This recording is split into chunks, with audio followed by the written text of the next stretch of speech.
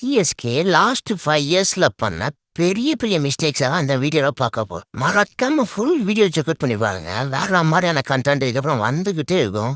அதனால் மறக்காம சப்ஸ்கிரைப் பண்ணி தட்டி விட்டுருங்க. ஃபர்ஸ்ட் பிக்கெஸ்ட் மிஸ்டேக் என்ன அப்படின்னாக்கா 2021 ஐபிஎல்ல சிஎஸ்கே தான் ஜெயிச்சிருப்பாங்க. அதுல ஜொராஸ் ஆசலூட் செம்மையா பவுலிங் போட்டிருப்பாரு.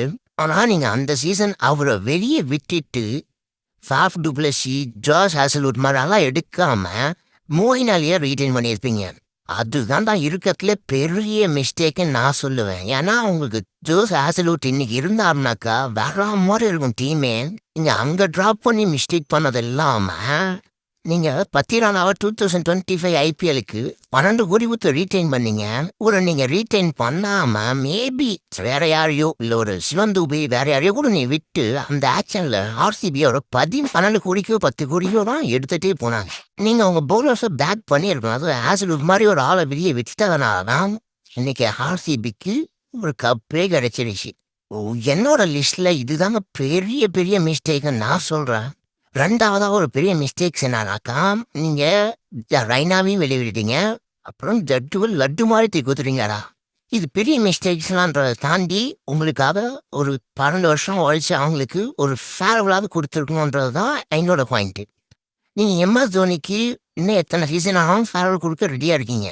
ஆனா ஏன் ரைனா ஜட்டு பெரிய ஆளுக்கெல்லாம் தரமாட்டீங்க? அதுதான் எங்க கொஷினே. மெயினாக நீங்கள் ரைனாவை ரிலீஸ் பண்ணீங்க. அந்த 2 கோடிக்கு அவர் எடுத்து 1 டவுனில் நீங்கள் ஆட வச்சிருக்கலாம். அதுக்கும் மோசமான கான்ட்ரிபியூட் பண்ண மாட்டார். டீசெண்டாக கான்ட்ரிபியூஷன் டெஃபினட்டாக கொடுப்பாரு அவர்கிட்ட. இன்னைக்கு 1 டவுன் போன சீசன்லாம் பார்த்துருப்பீங்க. 1 டவுனுக்கு யாரையோ ட்ரை பண்ணி என்னென்னமோ பண்ணிட்டு இருந்தாங்க.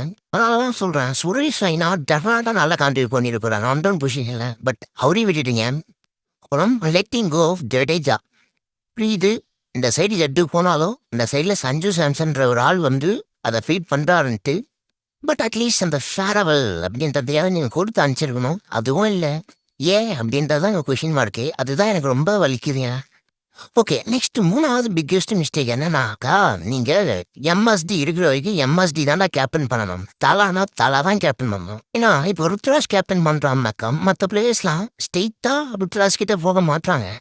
எம்எஸ்டி தோனி கிட்ட தான் ஸ்ட்ரெயிட்டாக போயிட்டு எது வந்தாலுமே டிஸ்கஸ் பண்ணுறாங்க. ஸோ அந்த டைமில் இவர் டிசிஷன் எடுக்கிறதா இல்லை கேப்டன் டிசிஷன் எடுக்கிறதா தலா இருக்கிற வரைக்கும் ஆன்ஃபீல்டில் அவருக்காக தான் மரியாதைங்க டெஃபினட்டாக போகும்.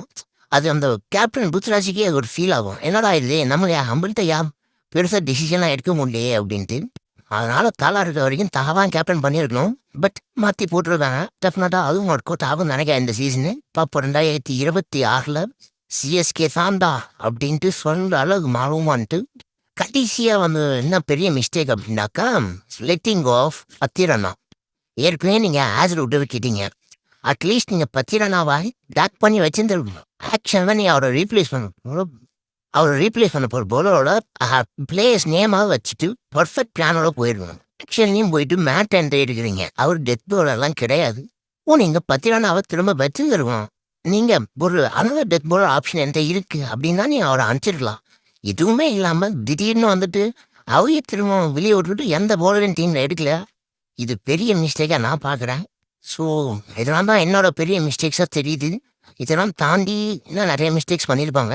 அது என்னன்றதை மறக்காமல் கமெண்ட்டை சொல்லுங்கள். அதுலேயே ஒரு பெரிய விஷயம் என்னன்னாக்கா அம்பட்டி ராய்டுவை 2022 2023 வரைக்கும் பேக் பண்ணி கப்படிச்சு அவருக்கு தனியாக ஃபேர்வெல் கொடுத்துடா அனுப்பிச்சிங்களா.